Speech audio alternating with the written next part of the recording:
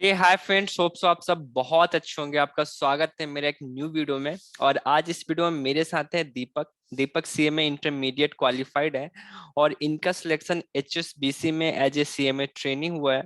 इसके अलावा इनकी 2-3 कंपनीज में और भी सिलेक्शन हुआ है। तो आज ये अपनी स्टोरी बताने वाले हैं कि किस तरीके से इन्होंने अप्लाई किया और इनका सिलेक्शन हुआ। सो हाय दीपक, कैसे हो आप? Hi Vijay, I am fine. What about you? Yeah I am also good. So Deepak, where are you from? Me from Gaya. Basically, I am in मैं मतलब मेरा स्टडी पूरा बचपन गांव से गुजरा है, ओके। लेकिन फर्दर एजुकेशन के लिए गया सिटी मूव किया, गया से पढ़ा हूँ। फिर ट्वेल्थ गया से ही किया हूँ। इंटरमीडिएट मैंने कुछ एक दो महीने दिल्ली भी किया था, लेकिन लॉकडाउन की वजह से मैं फिर सारा क्लासेस ऑनलाइन घर से ही किया हूँ। ओके। सो बेसिकली आप मतलब आपकी फैमिली, आपके फादर का ऑक्यूपेशन क्या है? मतलब मिडिल क्लास फैमिली से बिलोंग करते हो या फिर हायर क्लास फैमिली से? हम लोग मतलब मिडिल से भी सबसे लो क्लासेस से बिलोंग करते हैं बोलेंगे तो। मेरे पिताजी एक छोटे से बर्तन का दुकान है। मेरी अच्छा। दादी अभी हाल में फिलहाल ही गुजरी है, जो मतलब एक मंथ भी नहीं हुआ। मेरा मतलब रिजल्ट निकला और 10 दिन बाद मेरी दादी गुजर चुकी है। फिर मतलब मेरा कंडीशन बेसिकली जो इतना मतलब इतना खराब है, हम खुद फुटपाथ पे बैठकर ये सब जो बेचने वाला काम होता है, ये मतलब नारियल वगैरह बेचता हूँ। मेरा पूजा पाठ का दुकान भी है, तो पूजा हाँ। पाठ ये सब भी हम लोग किया करते हैं। हम लोग मतलब जो भी है हम लोग सारा, पापा, भाई, हम लोग जो भी, सौरभ भैया वो भी है, सब हम लोग ये सब भी काम किए हैं। ऐसा नहीं है कि कोई इसमें हेजिटेशन है। अभी भी हम लोग को मौका मिलता है तो ये सब हम लोग काम करते हैं। मैं आप लोगों को बता हम दूं, लोग ये सब दीपक का जो भाई है सौरभ, वो भी सीएमए कर रहा है एंड उसने भी सीएमए इंटरमीडिएट क्वालिफाई किया है। उसने आईओसीएल से ट्रेनिंग की है एंड अभी वो फाइनल में है। तो बहुत मतलब सुन के लगा कि हाँ यार, मतलब इतने मतलब आप काफी कुछ लाइफ में स्ट्रगल फेस करते हो और उसके बावजूद आपके पेरेंट्स आपको पढ़ा रहे हैं और इतना एफर्ट कर रहे हैं और आप खुद के लिए भी इतना एफर्ट कर रहे हो। सो ये बहुत अच्छी बात है। सो दीपक, आपने सीएमए कोर्स तो आपने, आपके भैया ने सजेस्ट किया होगा कि आप वो कर रहे थे तो आप ज्वाइन करो। सो बट आप जब सीएमए कोर्स में आए तो उससे पहले आपका 10th 12th का एकेडमिक कैसा रहा? 10th मैंने अपने गांव से किया, सन थॉमस इंग्लिश स्कूल से किया। उसके बाद फिर मैं गया मूव किया। गया से मैंने 12th किया, यहाँ अग्रवाल कॉमर्स कोचिंग है, वहीं से मैंने 12th किया। और अच्छे नंबर से मतलब गया कॉलेज में 8th रैंकर भी आया 12th में। और उसके बाद फिर मैंने सीएमए फाउंडेशन के लिए एग्जाम दिया, सीएमए फाउंडेशन वैसे से पास हो गया।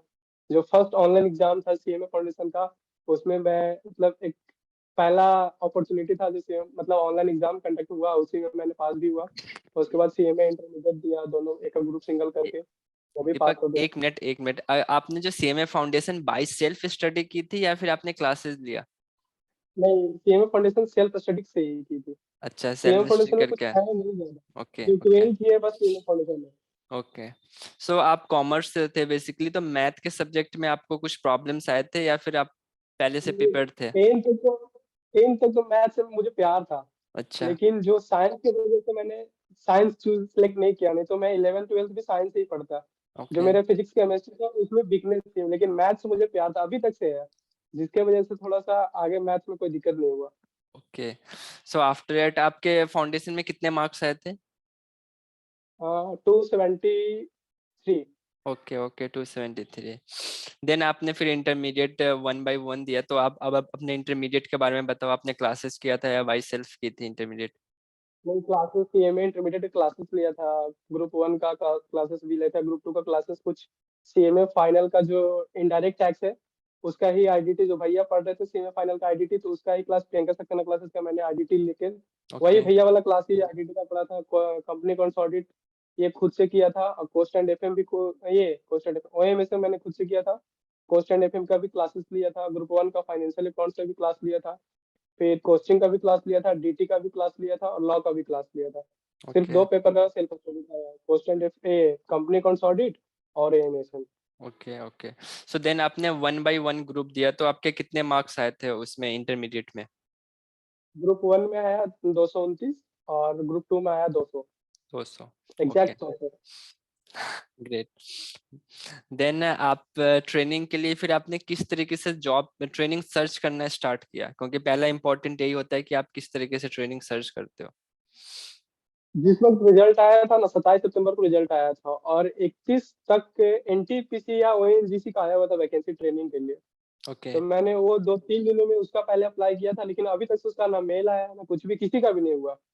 फिर ये हुआ, और उसके बाद फिर 1 से 12 नवंबर, ये अक्टूबर तक, 12 अक्टूबर तक भेल का भरना था, जो बेंगलुरु का भेल था, भारत इलेक्ट्रॉनिक लिमिटेड, बीईएल का।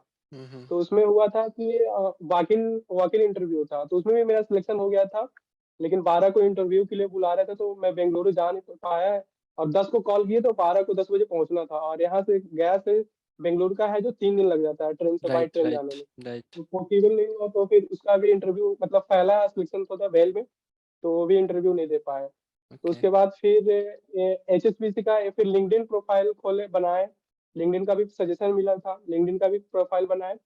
और फिर उसमें आया था HCL करके आया था, उसमें गूगल फॉर्म था, गूगल फॉर्म भी और भी आए थे। जैसे मैं पावर ग्रिड का भी अभी तक से भरा हुआ हूँ। फिर एक ठो जो पोर्ट का आया हुआ था, मुंबई पोर्ट का, उसमें भी ऑफलाइन भेजना था डॉक्यूमेंट।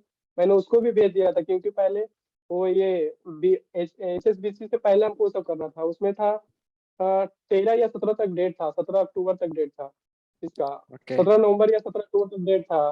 तो उसमें भी मैंने अप्लाई किया, तो उसके बाद फिर HSBC में आया, इधर लिंक्डइन पे प्रोफाइल मैच करते करते आ गया। फिर इधर फॉर्म भरा, उसके बाद हुआ ये सब।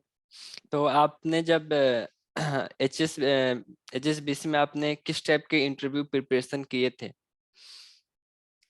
इंटरव्यू तो अचानक हुआ था, क्योंकि 2 दिन पहले आया कि आपका रिजेक्शन हो गया, आपका शॉर्टलिस्ट नहीं हुआ। ओके। तो हम इग्नोर कर दिए, फिर हम आगे फर्दर मूव कर रहे थे कि हमको ये प्रज्ञावान में मेरा हो चुका था, तो प्रज्ञावान तरफ हमको जाना था। तो फिर हम, लेकिन उसमें भैया का सजेशन ये थे कि हम, वो बोले कि अच्छा कंपनी है, लेकिन थोड़ा सा इंतजार कर लो, और भी पावर ग्रिड में ये सब में हो जाएगा। वो जानते थे कि ये सब में हो जाएगा, तो उन्होंने बोला कि तुम 20 दिन को टाइम दे दो, 1 दिसंबर को। मैंने मेल भी कर दिया कि मैं 1 दिसंबर से कंपनी ज्वाइन कर लूंगा। मैंने डॉक्यूमेंट वगैरह भी भेज दिया था प्रज्ञावान लिमिटेड में। अच्छा। तो प्रज्ञावान वाले बोले, वो लोग तो ऐश्योर हो गए थे।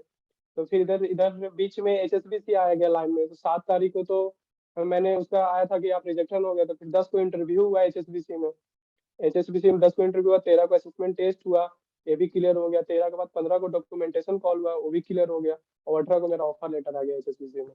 ओके, तो उन्होंने किस टाइप के क्वेश्चंस पूछे थे और क्या जॉब रोल वो आपको दे रहे हैं, कुछ इसके बारे में उन्होंने बताया? और फंड अकाउंटिंग रोल है, फंड अकाउंटिंग का पोजीशन है, उसमें रोल है सिक्योरिटी सर्विस का। ओके। और जो इंटरव्यू के टाइम में जो क्वेश्चन पूछे थे, म्यूचुअल फंड से रिलेटेड क्वेश्चन पूछे थे, एनवी कैलकुलेशन। फिर ये पूछे थे जो basic general entry, advance entry, prepaid से रिलेटेड, आउटस्टैंडिंग से रिलेटेड, फर्नीचर का आपका बिजनेस है, आपने फर्नीचर सेल कर दिया, फर्नीचर का बिजनेस नहीं है, फर्नीचर आप यूज कर लिए बिजनेस में, ये सब जनरल एंट्री। ऐसे बेसिक जनरल एंट्री थे, और एक दो ओके। General question. ओके। सो अच्छा, इंटरव्यू हिंदी में हुआ था या इंग्लिश में? टोटली इंग्लिश में हुआ था। टोटली इंग्लिश में आज हुआ तक था। एक भी इंटरव्यू हिंदी में नहीं हुआ। जो प्रज्ञावान वाले भी तो वो भी इंग्लिश में लिए, एक भी इंटरव्यू हिंदी में नहीं अच्छा, हुआ। प्रज्ञावान के उसमें भाई थोड़ा सा आप बताओ, प्रज्ञावान आपने उसमें किस तरीके से अप्लाई किया था और क्या इंटरव्यूज का क्वेश्चन था? लिमिटेड वाले में, जो भाटा टेक प्रज्ञावान लिमिटेड है, उसमें ना हुआ था, ये इंस्टीट्यूट के साइट पर से दिया हुआ, अभी भी तक से है। ओके। उसमें मैंने मेल किया था, उसके बाद उन्होंने इंटरव्यू के लिए अचानक कॉल किया, तो 1 घंटे का टाइम दिया कि आप 1 घंटे में आप इंटरव्यू के लिए रेडी हो जाइए। जो इंटरव्यू आपका एक सीए ले रहे हैं, सीए ये रोशन सर में, ये कुछ नाम था सर का। ओके। तो उन्होंने लिया, फिर इंटरव्यू हो गया। उन्होंने उसी टाइम बोल दिया था कि आपको ऑफर लेटर 1-2 दिन में पहुंच जाएगा, जो आपका सिलेक्शन हो गया। अच्छा, तो ये जो आपका ट्रेनिंग में वहां पे भी सिलेक्शन हुआ, यहाँ पे भी सिलेक्शन हुआ, देन यहाँ पे अभी आपको क्या स्टाइफन इन्होंने ऑफर किया है HSBC में? ये HSBC में स्टाइपेंड 15,000 पर मंथ है, इन ओके। हैंड। और अभी आपको कहाँ से काम करना होगा, मतलब आप घर से काम करोगे वर्क या फिर जाकर? वर्क फ्रॉम होम है फर्स्ट सिक्स ओके। मंथ के लिए, ओके, ऐसा एंड अभी देन बोले आपको उन्होंने। वहाँ पे मूव करना होगा आफ्टर 6 मंथ्स, तो हेड इसका लोकेशन हेड कोलकाता है? Location Kolkata office. Okay. Okay. अच्छा, आप कुछ स्टूडेंट्स को सजेशंस देना चाहते हो रिगार्डिंग CMA ट्रेनिंग के लिए, क्योंकि बहुत सारे स्टूडेंट्स होते हैं जिनको ट्रेनिंग नहीं मिल पाती, तो उन्हें क्या करना चाहिए जिससे उन्हें ट्रेनिंग जल्दी से जल्दी मिल जाए? जैसे आपने कब स्टार्ट किया था ट्रेनिंग सर्च करना? जस्ट रिजल्ट के बाद ही, just it means October, first October से आपका स्टार्टिंग हो गया था और अभी नवंबर के मिड में हम लोग हैं, और आपको आपके पास 2 ऑलरेडी ऑफर लेटर आ चुके थे ट्रेनिंग के लिए, यानी 45-50 डेज में आपको ट्रेनिंग मिल सकता है। नहीं, ट्रेनिंग ऐसे तो हम बोल सकते हैं, मेरे को फर्म में 10 दिन में ही आ गया था। जैसे एक अच्छा। तो कोई लक्ष्मी नगर का फर्म है, उसमें स्टाइपेंड के लिए, फिर कोलकाता का फर्म है, वो भी उसमें भी कॉल आ गया था। मतलब फर्म का कॉल रेगुलर बेसिस पे आ रहा था। लेकिन स्टाइपेंड कम दे रहा था और मेरे को फर्म में करना ही था नहीं था, इसलिए हम इंडस्ट्री तरफ मूव कर रहे थे। फर्म का थोड़ा है कि जल्दी प्रोसीजर हो जाएगा, ना इंटरव्यू लेंगे, बस आपका रिज्यूमे देके शॉर्टलिस्ट कर लेंगे, ये राइट ऐसा था। राइट। लेकिन कोई कोई रेपुटेटेड फर्म है जो अभी इंटरव्यू के लिए कोलकाता, जैसे कोलकाता में एक ठो और कोई सीएमए करके सर थे, वो बुला रहे थे कि आप आइए कोलकाता में, तो इंटरव्यू के लिए। एक और कोलकाता में इंटरव्यू के लिए बुला रहा था जो आईवीएफ फर्टिलिटी है, हम्म। इन वर्टर फर्टिलाइजेशन करके कंपनी है। तो उन्होंने भी कॉल किया था कि आपका इंटरव्यू है, तो मैं जा रहा था अभी कोलकाता, लेकिन कुछ ट्रेन टिकट ना मिलने की वजह से मैंने मेरा इंटरव्यू कैंसिल करवा दिया, वहाँ भी मेरा कैंसिल हो गया। Okay okay. बस तो डिस्टेंस पे, वॉकिंग आपका इंटरव्यू के चलते। आपका सजेशन क्या है स्टूडेंट्स को रिगार्डिंग ट्रेनिंग, किस तरीके से उन्हें सर्च करना चाहिए? ट्रेनिंग ये मतलब इंस्टीट्यूट के साइट पे भी देखते रहना है, और जो टेलीग्राम, एक दो टेलीग्राम है जिसमें वैकेंसी अलर्ट आते रहते हैं, और लिंक्डइन पे तो मैं तो बोलूंगा कि लिंक्डइन पे कनेक्ट करें। जैसे बेल के एम्प्लॉय हैं, और भी मतलब एचएसपीसी का भी एम्प्लॉय है, और भी जो अदर कंपनी है, आईओसीएल है, एनटीपीसी है, ये सब वैकेंसी आते रहते हैं। आप उनके एम्प्लॉय से कनेक्ट कीजिए, उनके पास रिज्यूमे अगर आपके पास पॉसिबल टाइम है तो उनके पास शेयर कीजिए, जैसे मैंने आपके पास भी शेयर किया था, राइट। आपने भी कुछ लिंक्डइन पे शेयर किया था। इस तरह से शेयर करने से आपका रिज्यूमे शेयर होता है, और जल्दी होता है कि हाँ, उन लोग को भी जरूरी होता है, जो एम्प्लॉयर लोग होते हैं उन लोग को भी ट्रेनिंग के लिए जरूरत होता है, लेकिन सही बंदा नहीं मिल पाता है, इस तरह से थोड़ा सा लेट हो जाता है। Right right. So basically suggest नहीं करेंगे फोकस्ड कि भाई होके, करना चाहिए। अगर आप फोकस्ड हाँ, होके 30 डेज 40 डेज टाइम देते हो तो डेफिनेटली आपको मिल जाएगा, बट आपको फोकस्ड होना पड़ेगा।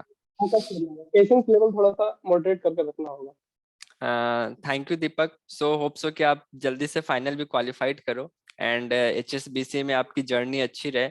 एंड बेसिकली आपको काफी अच्छा प्रोफाइल मिला है, रिलेटेड टू फाइनेंस है। अगर हाँ, आप यहाँ पे काफी अच्छे से अपना टाइम दे के चीजें अगर सीखते हो तो फ्यूचर में बहुत अपॉर्चुनिटीज मिलेगी आपको।